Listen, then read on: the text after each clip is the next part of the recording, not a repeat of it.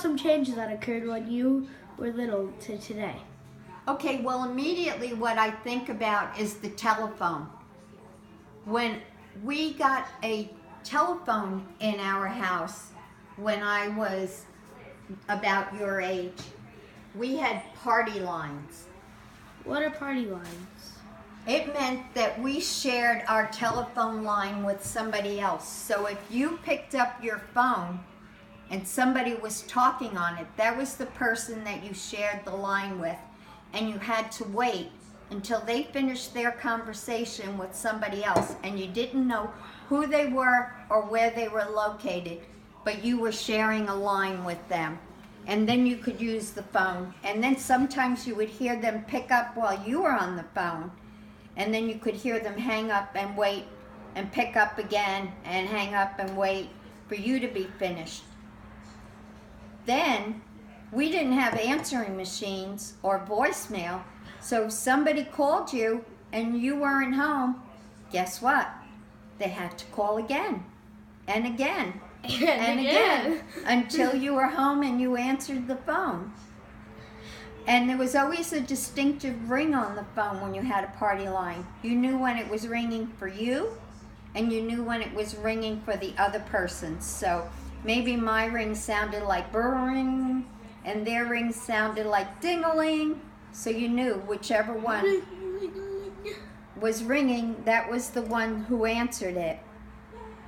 And if I thought of something I wanted to say to a friend and they weren't nearby me, I actually had to write with a pencil or a pen and a piece of paper a letter and mail it to them. Yes, ask me. So that the person on the other one couldn't hear you say it? No, if I wanted to talk to somebody who lived a little distance from me, I couldn't go and just visit with my grandmother for a long time until we got a car. So if I wanted to send a letter to my grandmother or say something to my grandmother and I couldn't use the phone, I would have to write a letter and mail it with a 3-cent stamp. Stamps cost much more than that today. Oh. And finally we got a car. It was a 1949 Chevrolet. Oh. That was the very first car we ever had, and that was in the 50s. Ah. And we didn't ride it very often. My dad was a policeman, so he would take the car to go to work, and we would have to wait because nobody had 2 cars. We were lucky to have 1 car. And when I had to do schoolwork and it needed to be neat and not handwritten, I had to use a typewriter. I knew it. And if you made a mistake, you had to either go back and white it out and then type over it, or put a piece of tape over it and type over it, or you had to start all over again because you couldn't just erase it and type it, and you wasted a lot of paper that way because a lot of times there were mistakes. So there were a lot of different things. And if I needed to look something up, like if you want to know where if you wanted to know what river George Washington crossed, you could look it up on the internet. There was no internet. I had to go and get an encyclopedia book, which was a heavy book, and it was 26 books altogether from A to Z. And Dang. if I asked my dad or my mom a question at the dinner table, they'd say to me, "Go get the encyclopedia." And then we had to rummage through the pages and find it.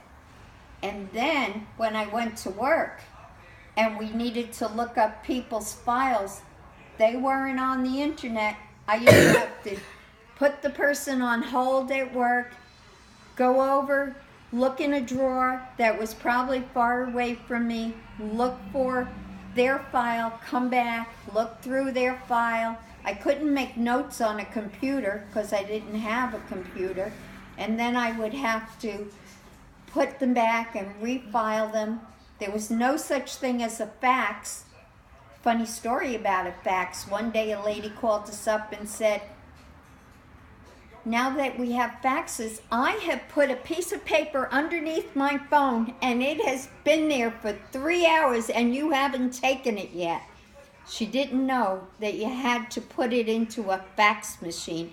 She thought if we just put it underneath the phone magically, it would become a fax and come to us.